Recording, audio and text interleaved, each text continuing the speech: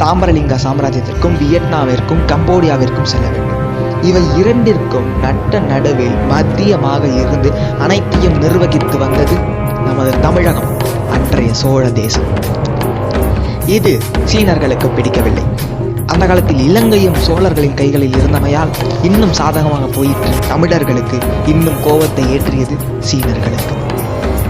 எனவே அவர்கள் ஸ்ரீவிஜய நாட்டு வணிகர்களை தூதுக்குழு மூலம் அழைத்து வந்து அவர்களிடம் சோழர்களை நாம் சேர்ந்து வீழ்த்த வேண்டும், சோழர்களை வீழ்த்திவிட்டால் நீங்கள் தான் இந்த மொத்த கடல் வணிகத்திற்கும் மத்தியமாக இருப்பீர்கள், நீங்கள் நிறைய லாபங்களை சம்பாதிக்கலாம் என பேராசை ஊட்டுகின்றனர் சீன வணிகர்களும் அரசர்களும். அதை நம்பிய ஸ்ரீவிஜய வணிகர்களும் கடல் கொள்ளையர்களுடன் சேர்கிறார்கள். சேர்ந்து சோழ கப்பல்களை எரிக்கிறார்கள், சோழ வணிகர்களை கொல்கிறார்கள்.